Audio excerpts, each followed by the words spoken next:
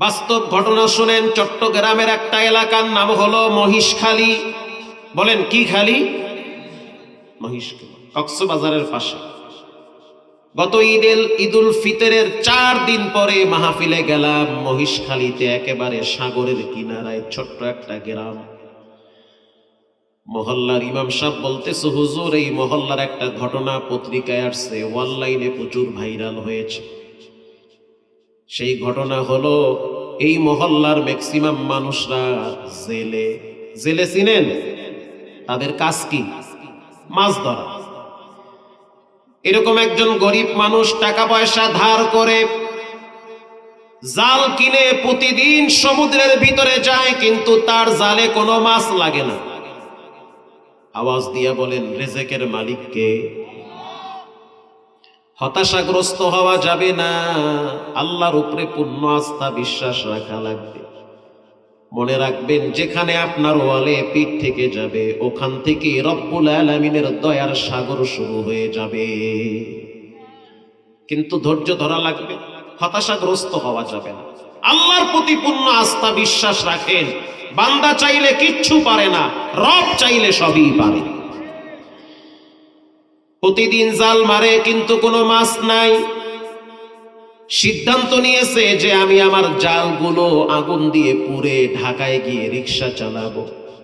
পাওনাদারেরা প্রতিদিন আইসা বারবার তাকে চাপ দেয়, টাকা নিয়ে জাল কিনলা, টাকা কেন দেও না? পাওনাদারের কিছু জ্বালা যন্ত্রণা আছে না নাই? স্ত্রী মোটামুটি দিনদার ছিল, এজন্য ঘরের বউ দিনদার লাগে। একজন পুরুষ মানুষের চলতে 2 জন ব্যক্তি লাগে, একজন হলো তার মা আর একজন হলো তার স্ত্রী। মায়ের দোয়া লাগে, বউয়ের সহযোগিতা লাগে। স্ত্রী যদি বিচক্ষণ জ্ঞানী হয়, দিনদার হয়, ওই পুরুষ কখনোই অকর্মা হতে পারে না। স্ত্রী বলল, স্বামী আমার রাগ করিয়েন না, মনে কষ্ট নিয়েন না, আল্লাহর উপরে পূর্ণ আস্থা এবং বিশ্বাস রাখেন। কোরআনুল কারীমের প্রত্যেকটা সূরার বিশেষ কিছু ফজিলত আছে। মানুষ যখন চূড়ান্ত পর্যায়ে ঠেকে তখন কোরআনের কাছে যায়, আগে যাইতে চায় না। কয়দিন আগে দেখলাম যখন চুরি ডাকাতি বাইরে গেছে, তখন হিন্দুরাও কয় আমরা হাত কাটার আইন চাই। কথা কন না কা? আমরা বলছি হাত কাটার আইন তো মানুষের না, এটা হলো আল্লাহর আইন। জেনা, ব্যভিচার, ধর্ষণ যখন বেড়ে যায়, নাস্তিকের মেয়েটা যখন ধর্ষণের শিকার হয়, তখন জোরে জোরে বলে ধর্ষকের শাস্তি আমরা মৃত্যুদণ্ড চাই। আরে মিয়া সাহেব, এটা তো মানুষের আইন না, এটা রবের আইন। কোরআনের একটা আইন যদি বাংলাদেশে চালু থাকতো, ধর্ষণ, জেনা, ব্যভিচার, চুরি, দুর্নীতি সব বন্ধ হয়ে যেত। প্রিয় ভাইরা আমার, স্ত্রী বলল, স্বামী আমার তুমি আজকে যেহেতু রাত্রিবেলা জাল নিয়ে আবার সমুদ্রে যাবা, যাওয়ার আগে মাগরিবের পর সূরা ওয়াকিয়া তেলাওয়াত করে যাও। ছোট্ট একটা বইতে পড়ছি, যদি মানুষ সূরা ওয়াকিয়া তেলাওয়াত করে, আল্লাহ নাকি তার রিজকে বরকত বাড়ায়া দেয়। স্ত্রী বলতেছে স্বামীকে শক্তি দিতেছে, সাপোর্ট দিতেছে স্ত্রী। স্বামী বেচারায় খুবই হতাশাগ্রস্ত। কাল্পনিক কাহিনী না, বাংলাদেশের মহিষখালীর ঘটনা। এবার স্বামী বেচারায় 2 রাকাত নামাজ পড়ল, মাগরিবের নামাজের পরে আরো 2 রাকাত পড়েছে। 2 রাকাত নামাজ পড়া বিবির পাশে বসে আছে, সূরা ওয়াকিয়া পারে না। বিবি তুমি পড়ো, আমি শুনি, কারণ আমার তো পড়ার মতো কোনো যোগ্যতা নাই। স্ত্রী বসে বসে পড়তেছে, ইযা ওয়াকাতিল ওয়াকিআ লাইসা লিওয়াকাতিহা কাযিবা। স্বামী বেচারায় বসে বসে অনেকক্ষণ শুনলো, তারপরে চোখের পানি ছেড়ে কাঁদল। কাঁদার পরে বলল, আল্লাহ তোমার কোরআন শুনতে এত মজার, যদি পড়তে পারতাম তাহলে দিলের ভিতরে আরো শান্তি পাইতাম। মারহাবা বলে। স্ত্রীর বক্তব্য হলো, স্বামী লুঙ্গি দিয়ে চোখের পানি মুছছে, এরপরে ঘর থেকে বের হয়ে গেছে। যখন সমুদ্রে চলে গেল 7 জন লোক নিয়ে, বড় একটা টলার নিয়ে, প্রতিদিন জাল টানা লাগে। বেচারায় যখন 7 জন মানুষ নিয়ে জাল টানা শুরু করছে, টানতে পারে না, মনে হয় কে যেন টাইনা ধরছে। 7 জনে মিলে যখন শক্তি দিয়া টানা শুরু করলো, তাকায় দেখলো জালের খোপে খোপে বড় বড় লাল লাল পোমা মাছ লাগছে। এই পোমা মাছ যেই পরিমাণ তার জালে লাগছে, একদিনে ওটার বাজার মূল্য ছিল 72 লক্ষ টাকা। সুবহানাল্লাহ, বাড়ি গিয়ে জোরে কইেন সুবহানাল্লাহ। এটা গাজীর গীত আর কাল্পনিক কিচ্ছা না, বাংলাদেশের ঘটনা। বড় বড় পোমা মাছের দাম বেশি না কম? অনেক বেশি। সাগরের লাল বড় বড় পোমা, ওটি বিদেশে বেশি সাপ্লাই হয়। তাহলে এটা হলো সূরা ওয়াকিয়ার ফজিলত। আমি যেখানে জুমা পড়াই, মসজিদের খাদেম হইল 6 জন। কয়জন? এদের কাজ হইল মসজিদ পরিষ্কার করা। প্রধান খাদেম যিনি, তার বাড়ি হলো সিরাজগঞ্জ চৌহালিতে। দাড়ি কিছু পেকে গিয়েছে, মেহেন্দি লাগাইছে, মেজাজ ফুরফুরে, মুখে হাসি লেগে থাকে। মারহাবা। তো তার কাজ হইল জুমার নামাজের পরে টাকার বাক্সগুলো এক জায়গায় জমা করা। তো ঘটনাক্রমে কোনো একটা কথার পয়েন্টে আমি জুমার নামাজের পর এক পর্যায়ে গিয়ে তাকে বললাম, খাদেম সাহেব আপনি কেমন আছেন? হেসে দিয়ে বলল, আলহামদুলিল্লাহ, আমার রব আমাকে অনেক ভালো রাখছে। পাশে একজন ধনী মানুষ ছিল, সে তার মনের কষ্টের কথা বলতেছে, হুজুর টাকা পয়সা বাড়ি গাড়ি সব কিছু আছে, কিন্তু মনে শান্তি নেই। কেন শান্তি নেই? কিসের জন্য? ছেলে মেয়ে কয়জন? কয় মাত্র একটা পোলা। একটা পোলা তো সুখী পরিবার, না হইলে তো আরো ভালো হইতো। ঠিক না ভাই? ঠিক। এ পোলায় কি করে? পোলা মানে এটা হইছে এককালে ওই ঝালমরিচের মতো, খুব রাগ। মাঝে মাঝে রাত্রিবেলা ঘরে আইসা ফ্রিজ দইরা ঠেলে আর কয় রাস্তার মাঝখানে কাজ। তার মানে বর্তমান ঢাকা শহরের যত বড় ধনী, তাদের ফ্যামিলিতে নেশাখোর সন্তান বেশি, অভাব নাই। এখন তার শান্তি নাই, মানসিক যন্ত্রণায় ভুগে। হুজুর তাবিজ দেন। তাবিজের জন্য আসছে। আমি বললাম তাবিজের অ্যাকশন নাই, ইট নিয়ে আসেন, ইট পয়রা দিমু, গলায় ঝুলায় রাখবেন। কি চাচা, ঠিক না বে? ঠিক। হুজুর আপনি কি মজা নিতে আছেন? না, মজা না, সত্য কথা। আমরা 6টা ভাই বোন আজ পর্যন্ত বাবার চোখের দিকে তাকায়া কথা বলার সাহস পাইলাম না। অথচ আপনার একটা ছেলে, তাও রাত্রিবেলা ফ্রিজ দইরা ঠেলে, আবার নেশার টাকার জন্য গ্লাস ভাঙ্গে। আছে না নাই? আমি বললাম রাগ করবেন না, মনে কষ্ট নিবেন না। যেই মা বাবা সন্তানকে কোরআন চিনায়, ইসলাম চিনায়, পশ্চিম চিনায়, নবী চিনায়, রব চিনায়, ওই সন্তান মা বাবাকেও চিনে। যেই মা বাবা সন্তানকে শুধুমাত্র কোচিং আর প্রাইভেট চিনায়, ও জানতে জানতে, শিখতে শিখতে, জানতে জানতে জানোয়ার হয়ে যায়। শেষ বয়সে মা বাবাকে বৃদ্ধাশ্রমে রেখে আসে, নীতি নৈতিকতা সব হারিয়ে ফেলে। খাদেম সাহেব যাচ্ছে, আমি বললাম খাদেম সাহেব আপনার বেতন কত? তা হুজুর আপনি তো জানেন না, আমার মনে নাই। সে হেসে দিয়ে বলল, হুজুর বেতন মাত্র 16,000 টাকা। আমি বললাম ছেলে মেয়ে কয়জন? বলে 8 জন। কতজন? 8 জন ছেলে মেয়ে। অবাক হয়ে তাকায় রইলাম, বেতন 16,000, মাইয়া পোলা 8 টা। অথচ প্রতি জুমায় দেখি সুন্দর একটা মুড নিয়ে মসজিদে আসে, এক এক জুমায় এক একটা জামা পরে, দাড়িতে তেল লাগায় চলে, মোছে ঘি মাখে। আল্লাহু আকবার বলেন। এত ভালো কেমনে চলেন? ছেলে মেয়ে কথা শুনে? বলে অবশ্যই শুনে। আমার ঘরে প্রতিদিন সূরা ওয়াকিয়ার তেলাওয়াত চলে। যেই দিন থেকে হাদিসে পড়ছি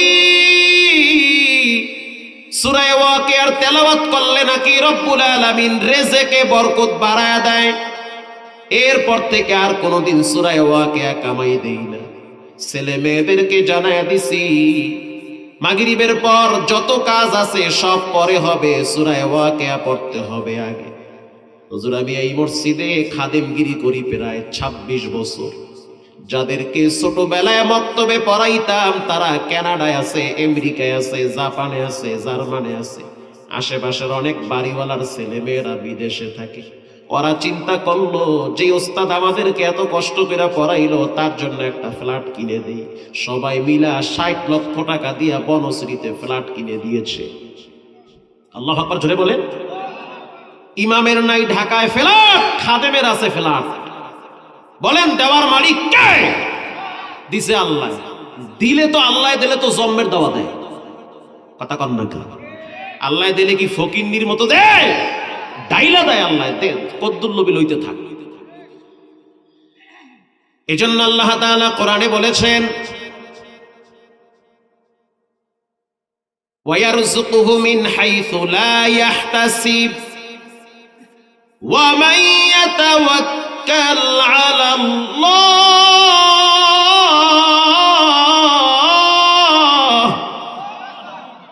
এতগুলা মানুষ মনে হইতেছে কবরস্থানে ওয়াজ করবার লাগছে। আমি মোহে সবগুলা বাদাম দিয়ে বয়ে রয়েছে। জোরে আওয়াজ দিয়ে বলেন আল্লাহু আকবার। রঙ্গে তাকওয়া, রঙ্গে সিদ্দিকু, রঙ্গে দিন, তা'আবদু বাকিবু ওয়াদবর আবেদিন। বলেন রিজকের মালিক কে? আল্লাহ বলেন বান্দা আমার উপরে তাওয়াক্কুল করো, ভরসা রাখো, আর তাকওয়া অর্জন করো, ৫ ওয়াক্ত সালাত আদায় করো, আব্বা আম্মার খেদমত করো। আমি তোমাকে এমন রিজিক দিব তুমি নিয়ে কুলাইতে পারবা না। আল্লাহু আকবার। এমন দাওয়া দিব তুমি নিয়েই তো কুলাইতে পারবে। খাদেম সাহেব আপনার মা বাবা কোথায়? বলে হুজুর আমি আমার মা বাবার সাথে থাকি। আই হাই কয় কি? কি পরিমাণ ভদ্র আর সভ্য, কি পরিমাণ মা বাবার ভক্ত। আমি বললাম ঘর ভাড়া কে দেয়? এখন তো নিজের ফ্ল্যাটে থাকি, আগে ঘর ভাড়া আমি দিতাম। মাশাআল্লাহ, আগে ঘর ভাড়া আপনি দিতেন। তো মা বাবা কই থাকতো? বলে আমি তো মা বাবার সাথে থাকি। তার মানে সন্তান মা বাবাকে ছোট করে না, বড় বড় করে রাখে। কথা কন না, বড় রাখে। আমি আমার আব্বা আম্মার কাছে থাকি। যদি আমি বলতাম যে আমার মা বাবা আমার কাছে থাকে তাহলে মনে হয় মা বাবাকে একটু ছোট করা হয়। তারা দুর্বল, অসহায়, শক্তি দুর্বল হয়ে গেছে, এজন্য আমার কাছে থাকে। আমি খাওয়াইলে খায়, না খাওয়াইলে খায় না।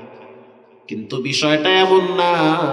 আমি আমার আব্বা আম্মার কাছে থাকি, তারা খাওয়াইলে খাই, না খাওয়াইলে খাই না। আল্লাহু আকবার বলে। এরে চালাইবে না চালাইবে তোমারে, এরে খাওয়ান দেবে না দেবে আমারে। প্রিয় ভাইরা আমার, কোরআনুল কারীমের ভিতরে এই সূরাটা হলো অত্যন্ত ফজিলতপূর্ণ, মর্যাদাপূর্ণ সূরা। সূরার নাম সূরা ওয়াকিয়া। বলেন কি কিয়া? মাশাআল্লাহ।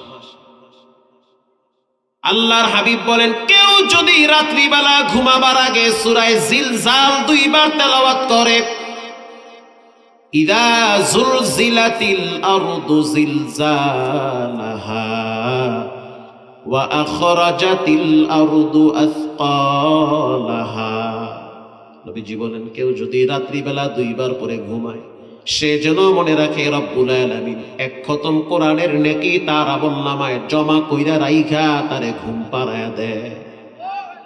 মানে সে ১ খতম পইরা ঘুমায় গেছে, অথচ মাত্র ২ মিনিটে একটা সূরা ২ বার পড়ছে। আল্লাহর হাবিব আবার একদিন বলল সাহাবীরা কে পারবা রাত্রিবেলা ঘুমাবার আগে সূরা ইখলাস ৩ বার তেলাওয়াত করে ঘুমাবা? হযরত বেলাল রাদিয়াল্লাহু তাআলা আনহু বলল হুজুর আমি পারবো। যদি লম্বা সূরা দেন আমি পারবো না, কারণ আমি গরিব মানুষ, কাজ কইরা খাই। আল্লাহর হাবিব বলল ৩ বার সূরা ইখলাস যদি তেলাওয়াত করতে পারো রব্বুল আলামিন তোমার আমলনামায় ১ খতম কোরআনের নেকি জমা করে দিবে। দুনিয়ায় চলতে টাকা লাগে, আল্লাহর কসম যেদিন চোখ বন্ধ হয়ে যাবে সেদিন বুঝবেন কবরে যাওয়ার সাথে সাথে কোরআনের আয়াত লাগবে, টিকতে পারবেন না। ফেরেশতাগো এমন বাটাম শুরু করবে মানে কোনো দিকে যাওয়ার সুযোগ দিবে না।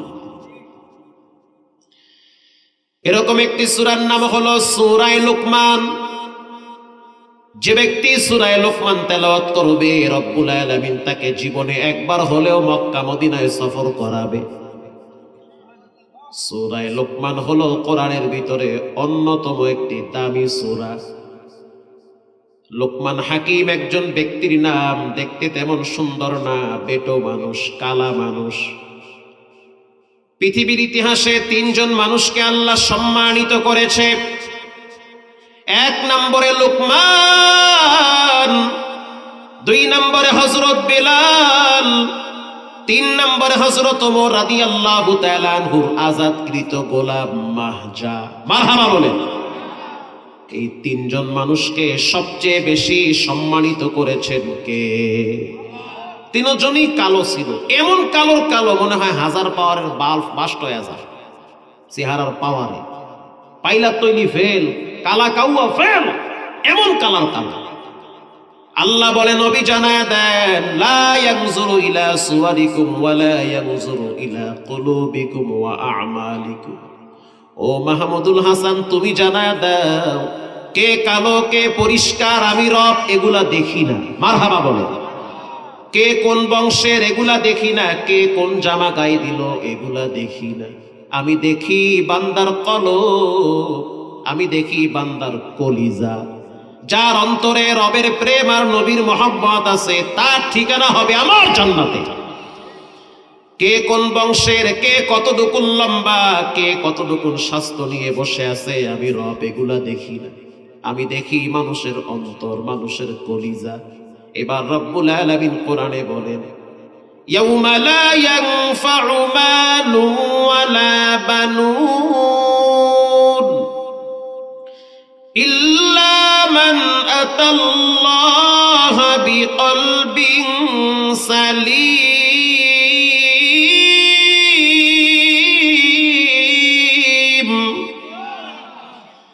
রব্বুল আলামিন বলেন, সন্তান কাজে আসবে না, সম্পদ কাজে আসবে না। এমন একটা দিন আসবে যেদিন তোমার অন্তরটা কাজে আসবে, যেদিন তোমার পরিষ্কার আত্মাটা কাজে আসবে। সমাজের ভিতরে যার অন্তর যত ভালো তার মর্যাদা তত বেশি।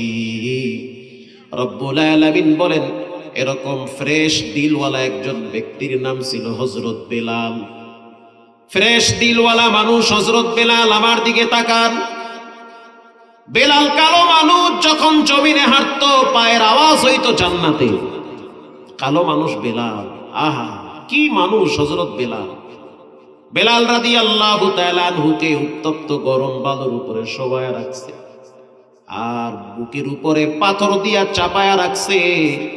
জিহ্বার উপরে আঘাত করে বলতে আছে, বেলাল বলো তোমার রব কে? তখন বেলাল বলে, আমার রব একজন, তিনি হলেন কে?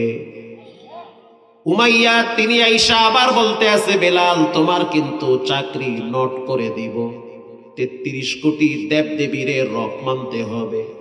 বেলাল বলল, লা রাজ্জাকা ইল্লাল্লাহ, আমার রিজকের মালিক একজন। চিৎকার মেরে বলেন, তিনি হলেন কে? তুমি চাকরিতে আমার রাখবা না তো হইছে কি? তোমারেও যে খাওয়ায় আমারেও সে খাওয়াইবে।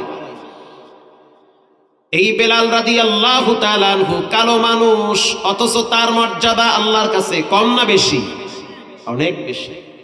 নবীজি মেরাজ থেকে এসে বলল, বেলাল কি আমল করো যে তোমার পায়ের খরমের আওয়াজ আমি জান্নাতে পেয়েছি? বেলাল বলল, ইয়া নবী আল্লাহ, আমি তো গরিব, মানুষের বাড়ি কামলা দিয়ে খাই, মানুষ আমাকে মূল্যায়ন করে না, শুধু আপনি আমারে মূল্যায়ন করেন।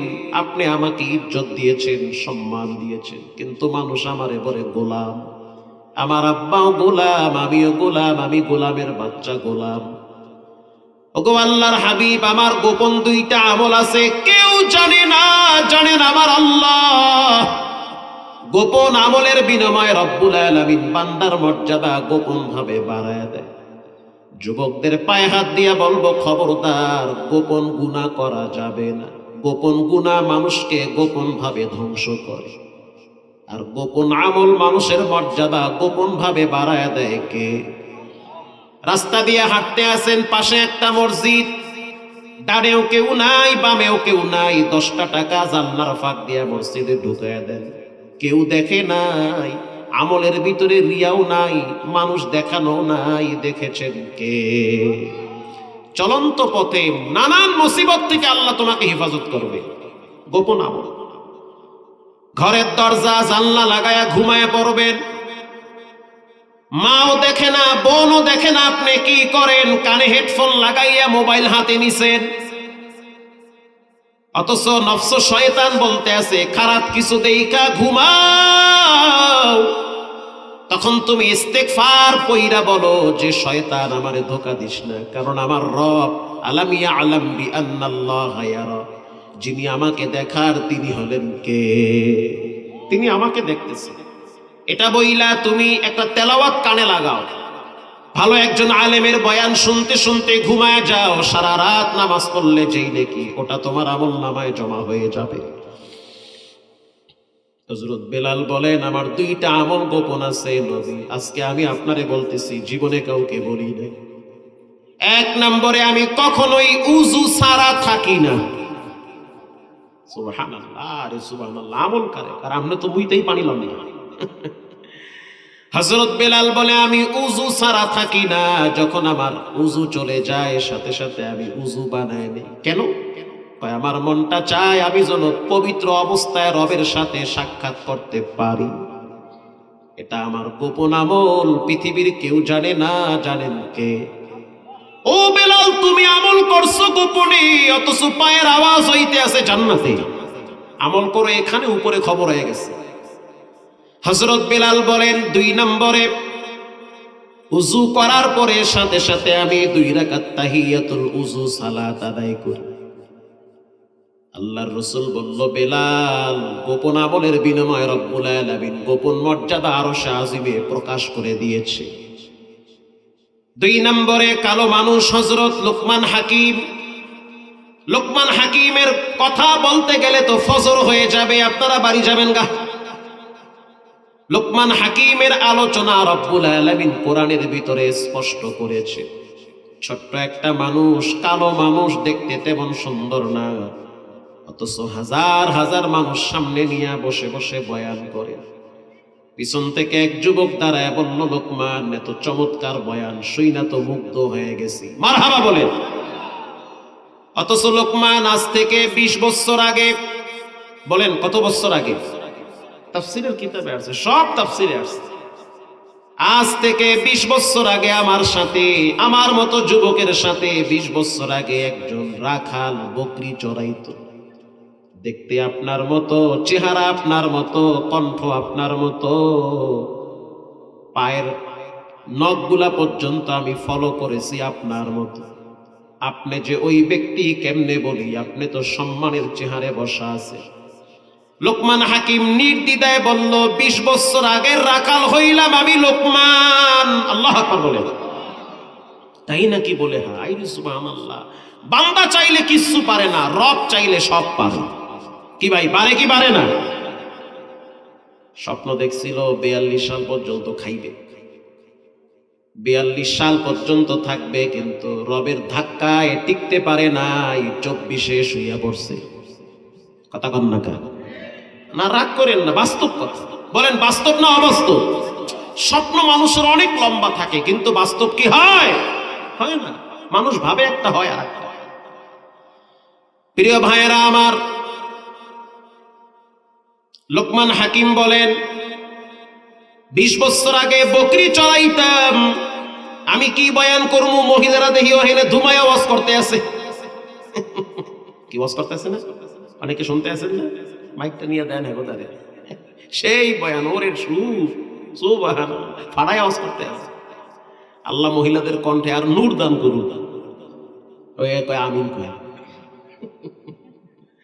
মা বোনরা কথা বললেন না, ঠান্ডা মাথায় শুনেন। আল্লাহ মা বোনদেরকে ধৈর্যের সহিত থাকার তৌফিক দান করেন। আরো জোরে বলেন।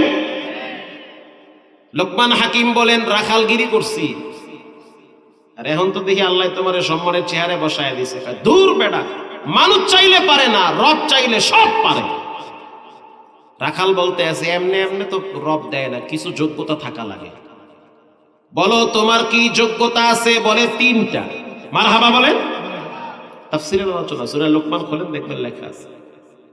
তিনটা গুণের কারণে রব্বুল আলামিন আমি লোকমানের মর্যাদা বাড়ায়া দিছি। ও বান্দা, তিনটা গুণ যদি তোমার ভিতরে থাকে, লেখা নাও, তোমার মর্যাদা সমাজের ভিতরে বেড়ে যাবে। লোকমান হাকিম বলেন, 1 নম্বরের গুণ, আমি যখন রাস্তা দিয়ে চলি তখন আমার চোখগুলাকে বেগানা নারীর থেকে নিম্নমুখী করি। আল্লাহু আকবার বলেন, নিম্নগামী করি। যেটার দিকে তাকাইতে রব না করছে সেটার দিকে তাকাই না। যেটা দেখা হারাম ওই দিকে তাকাইয়া মজা নেই না, কারণ আমার চোখের পাওয়ার দিয়েছেন কে? আল্লাহ বলেন, ইন্নাস সামআ ওয়াল বাসারা ওয়াল ফুআদ কুল্লু উলাইকা কানা আনহু মাসউলা। রব্বুল আলামিন বলেন, তোমার কান, তোমার জবান, তোমার মেধা, সাবধান, এগুলো তোমার না, আমানত দিয়েছেন কে? এমন এক সময় হয়ে যাবে মুখ বেঁকা হয়ে যাবে, কথা বলতে পারবা না। এমন হয়ে যাবে হাত বেঁকা হয়ে যাবে, লড়াইতে পারবা না। এমন হয়ে যাবে রে বান্দা, কানের আওয়াজ নষ্ট হয়ে যাবে, কানের সামনে আইসা হরেন মানলেও কানে শুনবা না। ঠিক না বেঠি? আল্লাহ বলেন, যা দিয়েছি সব তোমার না, আমি রব আমানত দিয়েছি। টাইম হয়ে গেলে এগুলা কিন্তু আমার সাথে কথা বলবে। আল্লাহু আকবার বলেন। ওয়াকালু লিজুলুদিহিম লিমা শাহিদতুম আলাইনা, চামড়া ধইরা হযরত ওমর টানতো আর বলতো, ওয়াকালু লিজুলুদিহিম লিমা শাহিদতুম আলাইনা। কিয়ামতের ময়দানে চামড়া বলবে, মালিক এই জায়গায় লোশন লাগাইছে, তেল লাগাইছে, কিন্তু উজুর পানি লাগায় নাই। কথা কন না কেন? চামড়া তখন তোমার বিরুদ্ধে চলে যাবে, তুমি যাবা কই চান্দু? যাওয়ার রাস্তা পাবা না। সাবধান, সতর্ক হও। পাপ করার আগে 3 বার চিন্তা করা লাগবে। প্রত্যেকটা পাপের ফিডব্যাক আছে, প্রত্যেকটা গুনার একটা করে শাস্তি আছে না নাই? লোকমান হাকিম বলেন, আমি আমার চোখগুলারে হিফাজত করি। তাই নাকি? বলে হ্যাঁ। লোকটা আবার বলতে আছে, দ্বিতীয় গুণ বলেন, আমিও শুনি দেখি আমারও কিছু করেনি আল্লাহ।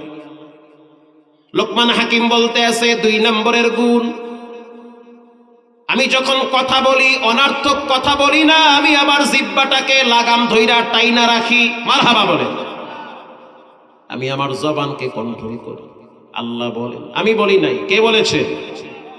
মা ইয়ালফিযু মিন কাউলিন ইল্লা লাদাইহি রাকীবুন আতীদ।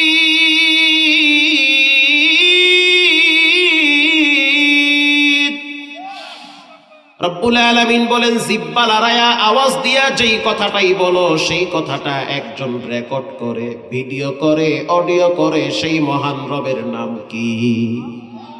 এজন্য অনার্থক কোনো কথা বলি না, প্রয়োজন ছাড়া অপ্রয়োজনীয় কোনো কথা বলি না। আমাদের সমাজে অনেক মানুষ আছে প্রয়োজন ছাড়া অনার্থক কথা বলে।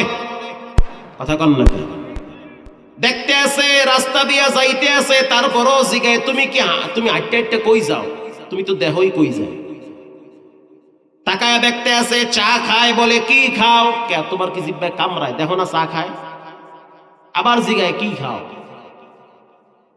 দেখতে আছে, ভাত খাইতে আছে, আবার জিগায়, খাও কি? ভাই তুমি তো দেখো ভাত খায়। কথা কন না কেন?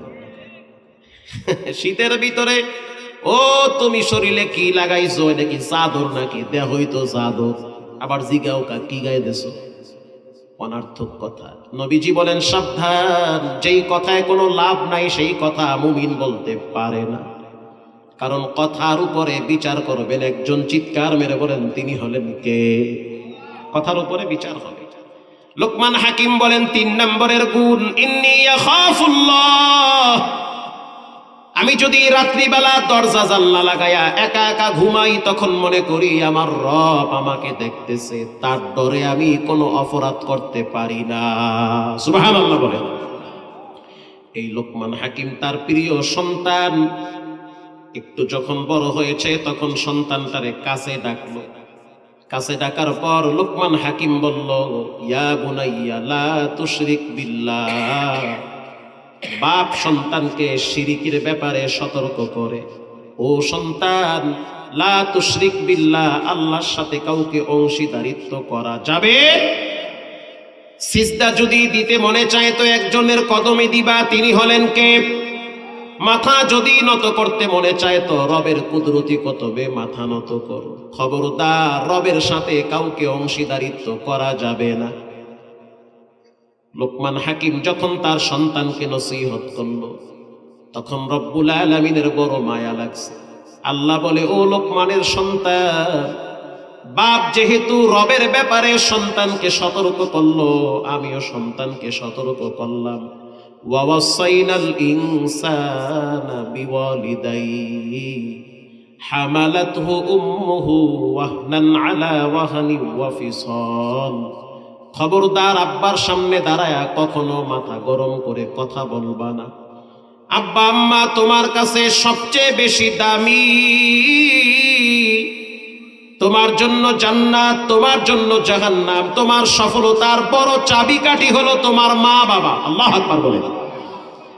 আব্বা আম্মার সাথে গলা বড় করে কথা বলা যাবে না। আব্বা আম্মার সামনে দাঁড়ায়া তানহারুহুমা, মাথায় ঝাঁকি দিয়া কথা বলবা না। 3-4টা জিনিস মানুষ চায়, এই 4 জিনিসের ফ্যাক্টরি হলো মা বাবা। কান খাড়া করে শুনতে থাকেন ও মুসলমান, দুপচাচি আর মুসলমান, দিলের কান লাগায় শোনেন। 4টা জিনিস মানুষ চায়, যদি না চায় তাহলে বুঝতে হবে সে পাগল। কি গোল? কি? 4টা জিনিস মানুষ আশা করে। 1 নম্বরে মানুষ সম্মান চায়। কথা কন না? মানুষ সম্মান চায় কি চায় না? বলেন, সম্মান দেওয়ার মালিক কে? মাধ্যম হলো মা বাবা। 2 নম্বরে মানুষ রিজিক চায়। কেউ যদি বলে আমি রিজিক চাই না, বুঝতে হবে লোকটা পাগল। কথা কন না? কেউ যদি বলে সম্মান চাই না, বুঝতে হবে লোকটা পাগল। এই যেই বয়ানটা এখন করতেছি, এই বয়ানটা আমি মনে হয় না জীবনে কোনোদিন করছি, আজকে প্রথম ফার্স্ট করতেছি। 4টা জিনিস মানুষ চায়। এই 4টা জিনিসের ব্যাংক হলো, ফ্যাক্টরি হলো মা আর বাবা। মানুষ সম্মান চায়। যে রিক্সা চালায় সেও সম্মানের সহিত জীবিকা নির্বাহ করতে চায়। আপনি যদি ধমক দিয়া বলে, এই রিক্সাওয়ালা যাবি, তোরে নিবু না। কথা কন না? এত জোরে ধমক দিলি কেন? ভাড়া বাড়ায় একদম তোর ভাড়ার গুল্লি বেরো, তুই ভাড়া লইয়া মর। ঠিক না বেটি? আর যদি আন্তরিকতার সহিত সালাম দিয়া বলেন, ভাই তুমি কি যাবা, ভাড়া কম দিয়া হলেও সম্মান পাইলে আপনাকে নিয়ে যাবে। এজন্য মানুষ সম্মান চায়, সম্মান নষ্ট হোক এটা মানুষ চায় না। মানুষ বড় সম্মানের পাগল হয়। 2 নম্বরে মানুষ রিজিক চায়। ইয়াকুলু ইবনু আদম মালি মালি, নবীজি বলেন, মানুষ বলে আমার সম্পদ, আমার বাড়ি, আমার গাড়ি, আমার ধানের ক্ষেত, আমার মুরগির ফার্ম। নবীজি বলেন কিছুই তার না। ঠিক না বেঠিক? কিচ্ছু তার না। নবী আপনি বলেন কি তার? রাসূল বলেন, ইল্লা মা আকালতা ফাআফনাইতা, মানুষ যা খায় তা হলো তার। যারা খাইছেন রাইতের বেলা মোটামুটি ভালো মন্দ, শুকরিয়া আদায় করে আলহামদুলিল্লাহ বলেন। কিছু মানুষ আছে খায়ও না খাওয়ায়ও না, এমন কিপটা টাহারা হে মুজার মধ্যে। কথা কন না? মরার পরে টাহা বাইরায় বালিশের তুলার মধ্যে দিয়ে খাইয়া লইয়া মরেন। খালি ছেলে মেয়ে চিন্তা করেন না, সামর্থ্য থাকলে দৈনিক হাফ গ্লাস দুধ খাইবেন। এই বয়ান যখন আমি কাউয়ার চরে করলাম, আমগো এলাকার একটা চরের নাম হয়েছে কাউয়ার চর। বলেন কি চর? আরো জোরে বলেন।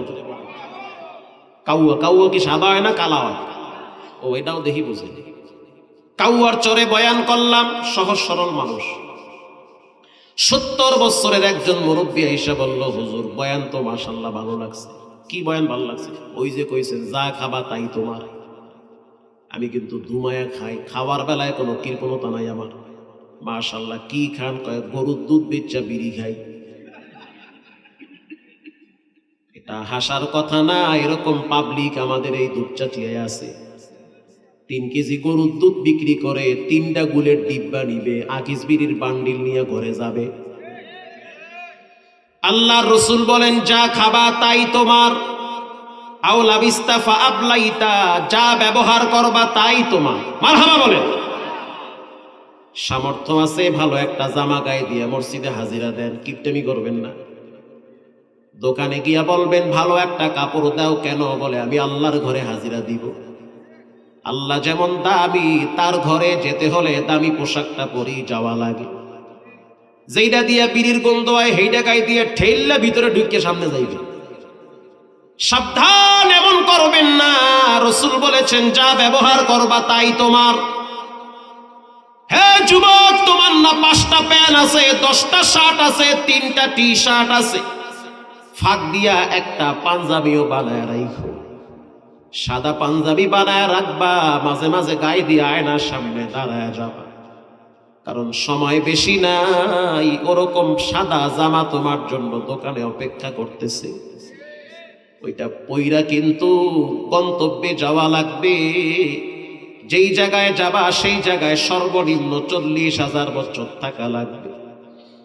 আল্লাহর নবী বলেন, মুসলিম শরীফের হাদিস, যখন একটা মানুষ মারা যায়, ওই মানুষটা মাটির নিচে সর্বনিম্ন 40,000 বছর থাকে। 40-30 বছরের জন্য কত দামি দামি রং বিরঙ্গের জামা বানাইলা, অথচ কবরে থাকা লাগবে সাদা জামা গায়ে দিয়া। মাঝে মাঝে সেই জামাটা গায়ে দিয়া মসজিদে হাজিরা দেওয়ার দরকার আছে না নাই? এজন্য সাদা 3-4টা পাঞ্জাবি অথবা জুব্বা বানায় রাখবা। জুমার দিন গায়ে লাগাবা, চমৎকার টুপি দিবা, আতর লাগাবা, মুসলমানের মতো মসজিদে যাবা। বিধর্মীরা মনে করবে মুসলমানদের চরিত্র, আখলাক আর সৌন্দর্য কত চমৎকার, ঠিক না বেঠিক? প্রতিদিন পড়তে বলি নাই, মাঝে মাঝে পড়বে, অসুবিধা আছে? মাঝে মাঝে পড়ে না। আল্লাহর নবী বলেন, আও তাসাদ্দাকতা ফাআমসাইতা, খাবা তোমার, ব্যবহার করবা তোমার, কিন্তু মনে রাখবা যেটা আল্লাহর জন্য দান করবা ওটা নষ্ট হবে না, ওটা ক্ষয় হবে না। নবীজি বলেন, ওটা রব্বুল আলামিন বকরির বাচ্চার মতো লালন পালন করবে। কিয়ামতের দিন তুমি দেখতে পাবা তোমার 1 টাকা দানের মূল্য উহুদ পাহাড় পরিমাণ দাঁড়ায় গেছে। আরো জোরে পিকআপ বাড়ায় দিয়ে বলেন সুবহানাল্লাহ। এজন্য দানের ক্ষেত্রে কখনোই না বলবেন না। রাসূল বলেন, সাদাকা তারুদ্দুল বালা, আইরি সুবহানাল্লাহ। দান করলে ঝুলন্ত বিপদ, মুসিবত, বালা দূর হয়ে যায়। মানুষ সম্মান চায়, মানুষ রিজিক চায়। 3 নম্বরে মানুষ সন্তান চায়। বলেন, সন্তান চায় কি চায় না? আরো জোরে বলেন। সন্তান চাবেন বাবার কাছে, খাজা বাবার কাছে, কেবলা খাবার কাছে। বলেন, সন্তান চাবেন কার কাছে? লিল্লাহি মুলকুস সামাওয়াতি ওয়াল আরদ ইয়াহাবু লিমান ইয়াশাউ ইনাসা ওয়া ইয়াহাবু লিমান ইয়াশাউ যুকুর।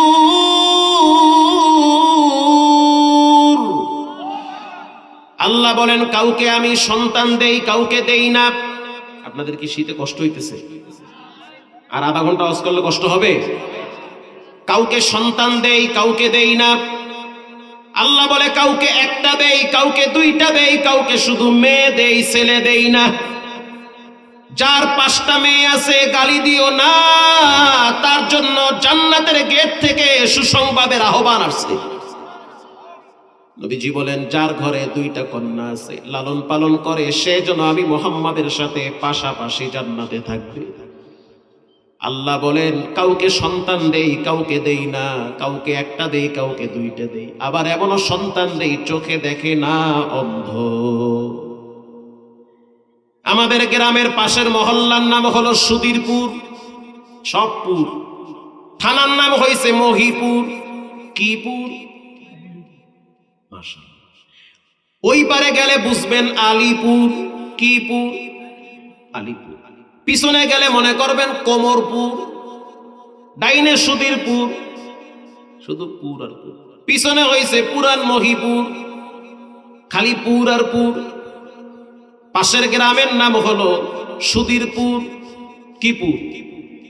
একজন হাফেজে কোরআন আছে, জন্ম অন্ধ, চোখে দেখে না, কিন্তু 30 পারা কোরআনের হাফেজ। আমি হাফেজ সাহেব পড়তে গেলে প্যাচ লাগবে, কিন্তু তার সিনার 30 পারা কোরআনটা এমন তাজা, মনে হয় টোকা দিলে নূর বের হয়। কেউ তারে আটকাইতে পারে না, কারণ তার চোখের গুনাহ নাই, যা শুনছে ওটা কলিজায় আল্লাহ গাইথা দিছে। এক মাদ্রাসায় পড়ায়, হাজার হাজার ছাত্র তার, দেশ এবং দেশের বাহিরেও তার ছাত্রের অভাব নাই, সবাই তাকে মায়া করে। আমাদের অন্ধ উস্তাদ, মারহাবা। ছাত্ররা উস্তাদের জন্য দোয়া করে। এই অন্ধ হাফেজ সাহেবের 3টা ছেলে আছে। মজার বিষয় হলো 3টা ছেলেই কোরআনের হাফেজ, কিন্তু 3টা কিন্তু অন্ধ না। 3টা মাশাআল্লাহ দেখতে অনেক সুন্দর, নামও কি চমৎকার, আমির ফারুক, ওমর ফারুক, চমৎকার নাম। আর একটার নাম হইল আলী। এবার এই অন্ধ হাফেজ সাহেব যখন বাড়িতে যায়, বাড়িতে যাওয়ার পর পকেটে কইরা চকলেট নিয়ে যায়, চিপস নিয়ে যায়, বিশেষ করে চকলেট যখন নিয়ে ছোট বাচ্চার হাতে দেয়, ছোট বাচ্চার হাতে দেওয়ার সাথে সাথে বাচ্চাটা বাবার গলাটা জড়ায় ধরে, আর বাবার কপালে চুমা দিয়া বলে, আব্বু তোমার মতো ভালো আব্বু দুনিয়ায় কেউ নাই। বাচ্চা মানুষ। অন্ধ হাফেজ সাহেব চোখের পানি মুছে আর বলে, মালিক তুমি আমারে অন্ধ বানাইছো, যদি আমি চোখ দিয়া দেখতাম আমার বাচ্চাটা কত সুন্দর, কিন্তু আমি চোখ দিয়া দেখতে পাই না। বাচ্চা আমারে বলে আমি নাকি অনেক ভালো, বাচ্চার মাথার ঘেরান শুনলে আমার ঘুম চলে আসে। আজ তুমি আমারে অন্ধ বানাইছো, আফসোস নাই তোমার সিদ্ধান্ত। দুনিয়ার মানুষ আমারে অন্ধ হাফেজ সাহেব বলে ডাক দেয়, কিয়ামতের মাঠে আমারে অন্ধ বানাইও না। আল্লাহু আকবার বলেন। রব্বুল আলামিন বলেন, আমি কাউরে অন্ধ বানাই, কাউরে প্রতিবন্ধী বানাই, গালি দিও না, এটা আমার বন্ধন, এটা আমার পরীক্ষা, এটা আমার হিকমত। কেউ হবে গাড়ির মালিক, কেউ হবে বাড়ির মালিক, কেউ হবে বাড়ির দারোয়ান, কেউ হবে ড্রাইভার, কেউ হবে গাড়ির মালিক, কেউ হবে খতিব। কথা বুঝেন? কেউ হবে খতিব। এটা আমার বন্ধন। বলেন কার বন্ধন? এটা আমার বন্ধন। আল্লাহ বলে আমার বন্ধন। সুম্মা কাসাত কুলুবুকুম মিন বাদি যালিক নাহনু কাসামনা বাইনাকুম মাঈশাতাকুম ফিল হায়াতাদ দুনিয়া। এটা আমার বন্ধন। কেউ হবে খতিব, 4 দিন জুমার নামাজ পড়াবে, তার হাদিয়া হইল 40,000। আমি জুমা পড়াই, মতিঝিলে হাদিয়া দেয় 40,000-এর মতো প্রায়, কখনো আরো বেশিও দেয়, কখনো কুইমাও যায়। তো যেটা বলতেছিলাম, এখন আমি যদি বলি যে ইমাম সাহেব যদি বলে যে আমি খতিবগিরি করব, হবে না। যাকে যেখানে রাখা দরকার রব সেখানে রাখছে। কথা কন না? এমপি সাহেব যদি বলে আমি দেশের প্রধানমন্ত্রী হব, হবে? তুমি এমপি সাহেব, তোমার দায়িত্ব এতটুকুন, রব তোমার জন্য এতটুকুন জায়গা বরাদ্দ করছে। মাইকম্যান যদি বলে আমি ওয়াজ করব, হইবে, কারণ যাকে যেখানে রাখা দরকার রব তাকে সেখানে রাখছে। সবাই যদি অটো চালায় তো যাত্রী হবে কে? কথা কন না? সবাই যদি গাড়ির মালিক হয় তো ড্রাইভিং করবে কে? সবাই যদি মিলের মালিক হয় তাহলে ক্ষেতের ভিতরে গুছি লাগাইবে কে? সবাই যদি মুরগি খায় তো জবাই দিবে কে? সবাই যদি মুরগি পালে তাহলে বিদেশে সাপ্লাই দিবে কে? কেউ মুরগির ফিট বানাবে, কেউ মুরগি জবাই করবে, কেউ মুরগি ভাজবে, কেউ বার্গারের ভিতরে মুরগি লাগাবে। যাকে যেখানে রাখা দরকার তাকে সেখানে রাখেন কে? এটা আল্লাহর বন্টন। আল্লাহর বন্টনের উপরে রাগ করা যাবে? মানুষ সম্মান চায়, রিজিক চায়, সন্তান চায়।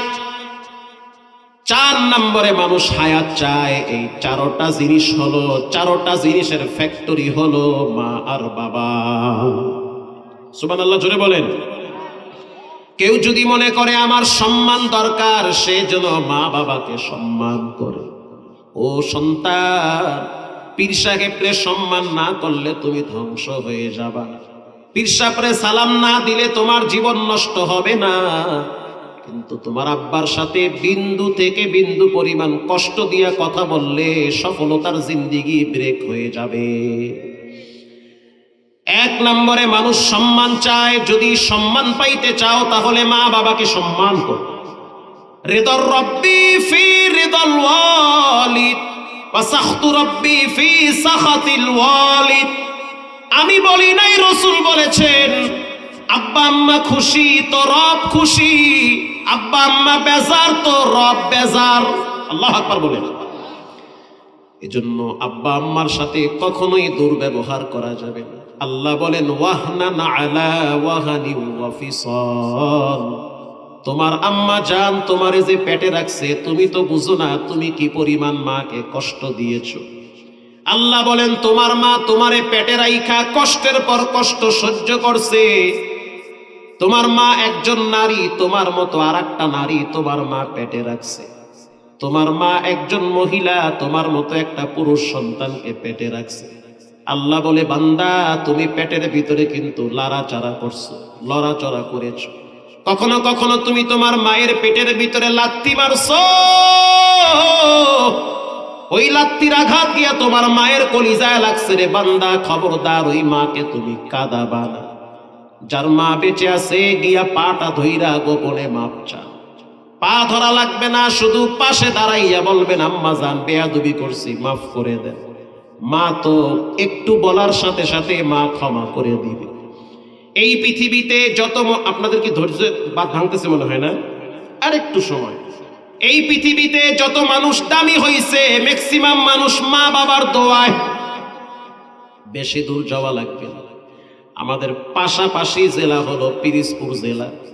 আল্লামা দেলোয়ার হোসেন সাইদি রাহিমাহুল্লাহ তিনি সারসিনা মাদ্রাসায় পড়েছে। তার আব্বা জান তাকে সারসিনা মাদ্রাসায় নিয়ে আসছে। তার মুখ থেকে অসংখ্যবার শোনা এই সাইদির পিছনে, এত দূর আসার পিছনে সবচেয়ে বেশি অবদান হলো মা বাবা। শহীদ আল্লামা দেলোয়ার হোসেন সাইদি রাহিমাহুল্লাহ তাআলা, তার মর্যাদা সম্মান সারা পৃথিবীতে এমনে এমনে হয় না, এই মায়ের দোয়ার বরকতে হয়েছে। পৃথিবী বিখ্যাত একজন মনীষীর নাম হলো ইমাম বুখারী। ইমাম বুখারী, বুখারী শরীফের হাদিসের নাম শুনছে। ইমাম বুখারী ছোটবেলায় অন্ধ, 6 বছর বয়সে চোখের দৃষ্টি হারায় ফেলাইছে। মা যায় নামাজে বৈশা দাঁড়ায় দাঁড়ায় কাঁদে আর বলে আল্লাহ আমার এই সন্তানটার চোখের দৃষ্টি ফিরাইয়া দেন। রব্বুল আলামিন মায়ের দোয়া ফিরাইয়া দেয় নাই, ইমাম বুখারীর চোখের দৃষ্টি আগের চেয়ে দ্বিগুণ বাড়ায়া দিছে। তিনি চোখ দিয়া দেখা দেখা কলম দিয়া লিখতে থাকতো রাসূলের হাদিস। ক্বালা রাসূলুল্লাহ সাল্লাল্লাহু আলাইহি ওয়াসাল্লাম ক্বালা হুমা জান্নাতুকা ওয়া নারুকা। ও দুনিয়ার মানুষ, নবীজি বলেছেন তোমার মা বাবা তোমার জন্য জান্নাত, তোমার মা বাবা তোমার জন্য জাহান্নাম। পৃথিবীর ভিতরে অন্যতম একজন দামি মানুষের নাম হলো হাসান বসরি। হাসান বসরি, হাসান বসরি বলেন কি বসরি? হাসান বসরি। পৃথিবীতে এমন কোন হাদিসের কিতাব নাই যে হাদিসের কিতাবে হাসান বসরির নাম নাই। বুখারী শরীফ, মুসলিম শরীফ, আবু দাউদ শরীফ, তিরমিজি শরীফ, যত হাদিসের কিতাব আছে যেই পৃষ্ঠায় হাত দিবেন দেখবেন লেখা আছে হাসান বসরি। মারহাবা বলেন। মক্কায় যদি যান সেখানেও গিয়া দেখবেন হাসান, মদিনায় যদি যান সেখানেও গিয়া দেখবেন হাসান। এবার শুনেন হাসান বসরির জীবনী, ছোট্ট করে বলি, কষ্ট হবে। হাসান বসরির মা নবীর ঘরে কাজ করত। আল্লাহু আকবার বলেন। নবীর ঘরে কাজ করত।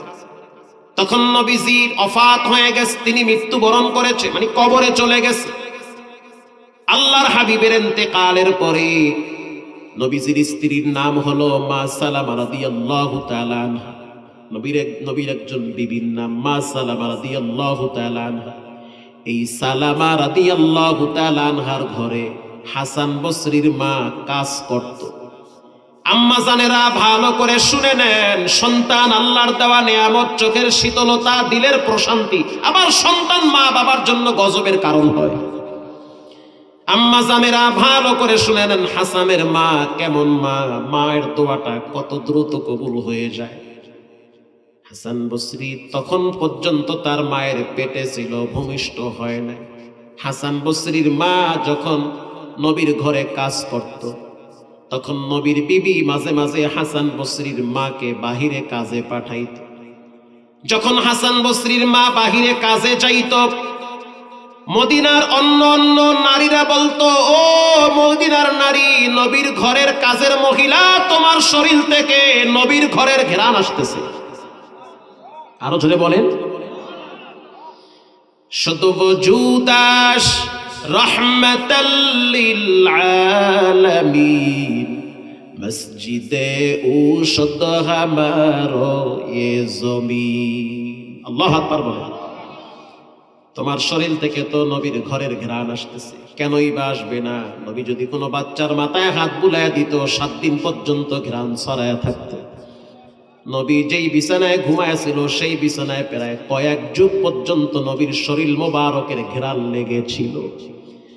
নবীজি যেই খাটে ঘুমাইতো, সেই খাটে যুগ যুগ ধরে ঘ্রাণ ছড়ায় থাকতো। কেউ যদি পাশে দাঁড়াইতো, রহমাতুল লিল আলামিনের শরীর মোবারকের ঘ্রাণ নাকে পাইতো।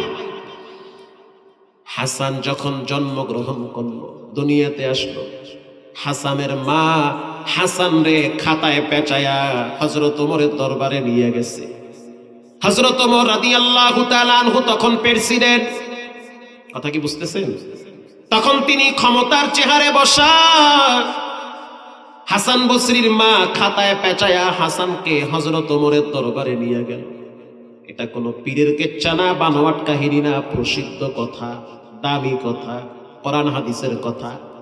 হাসানের মা যখন হাসানকে খাতায় পেঁচায়া ওমরের কাছে নিয়ে গেছে, নেওয়ার সাথে সাথে হযরত ওমর চেহারার দিকে তাকায় বলল, মারহাবা। বলেন মারহাবা। বলল মাশা আল্লাহ, আহালান সাহালান, মারহাবান তাইয়্যিবা। ধন্যবাদ জানালো, অভিবাদন জানিয়েছে। হাসান বসরির মা বলতে আছে, আমিরুল মুমিনিন, আমার সন্তান, আমি ওকে জন্ম দিয়েছি, পেটে রাখছি, আপনার কাছে নিয়ে আসছি, আমার এই ছেলেটার নাম আপনি রেখে দেন, আপনি নাম রেখে দেন।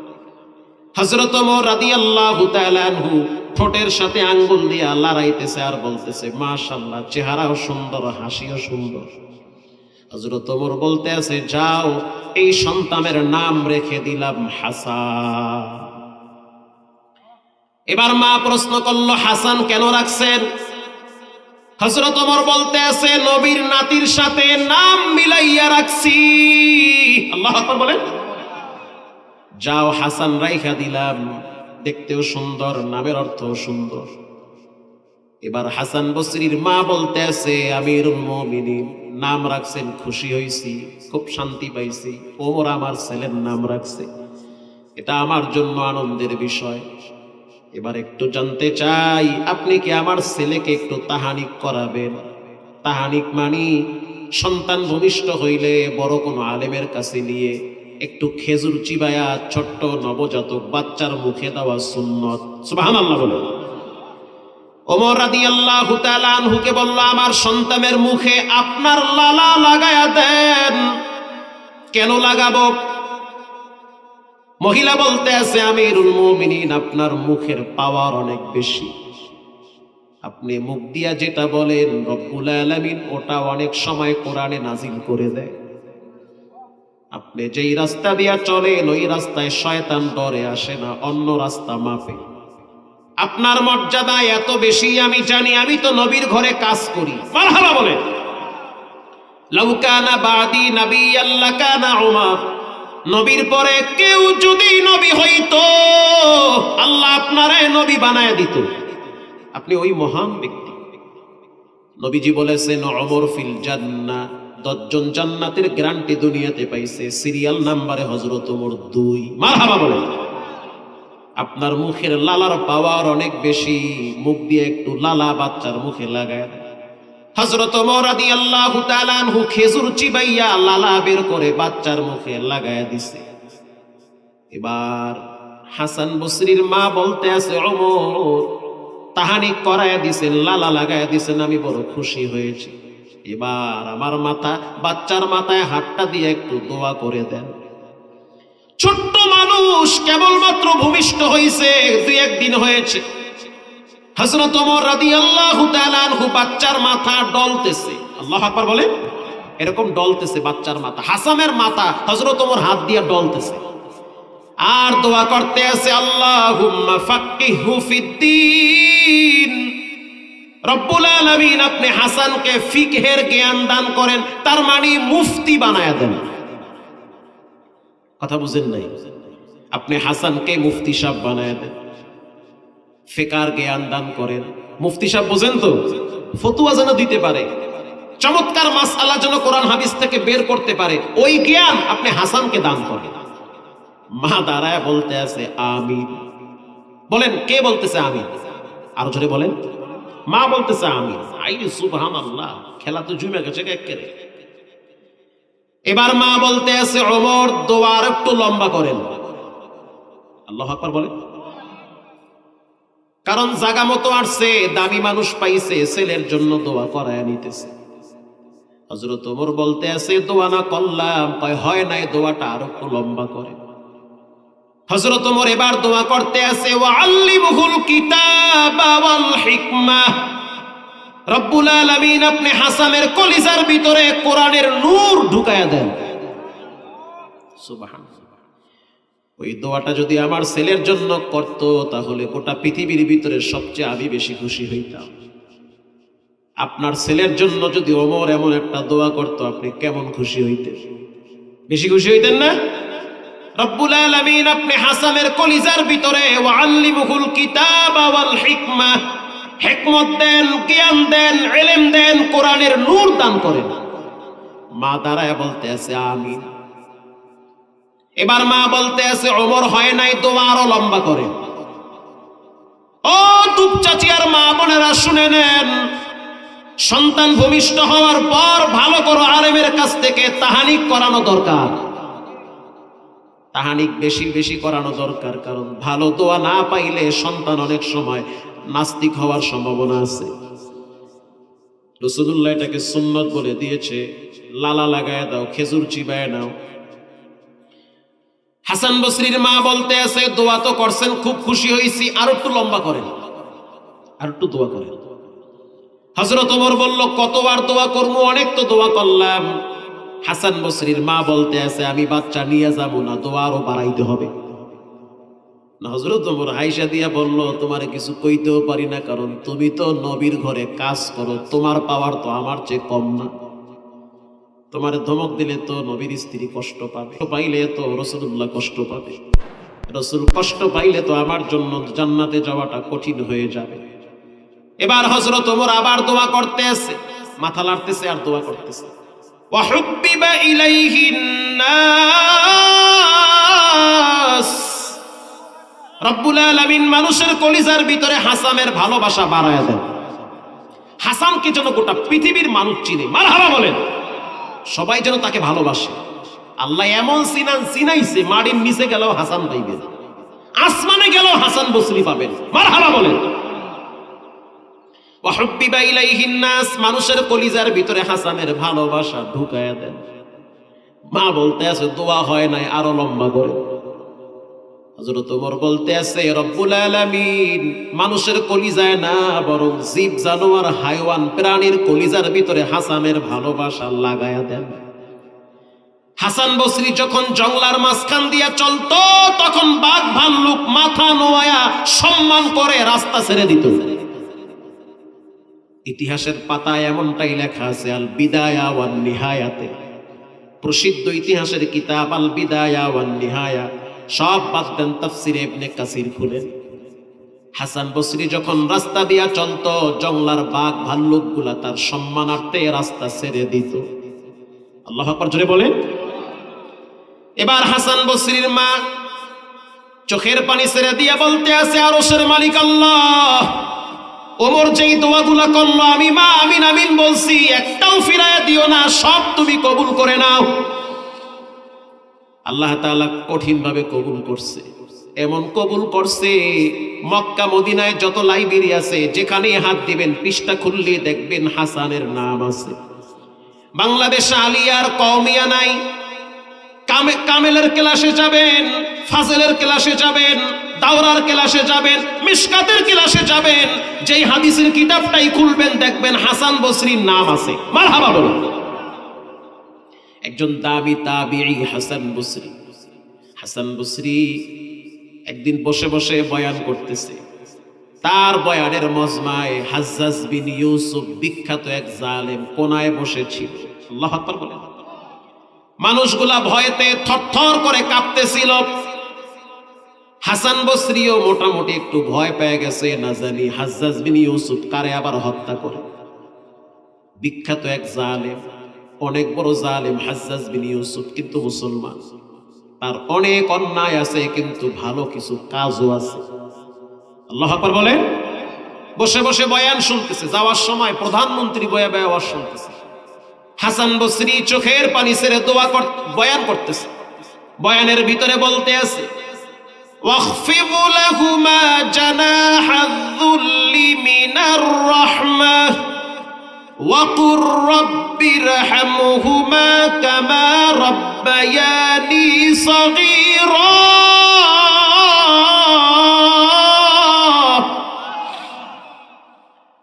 হাসান বসরি বলতে আছে, রব্বুল আলামিন আব্বা আম্মারে ভালো রাখেন, কষ্ট দিয়েন না, মা বাবা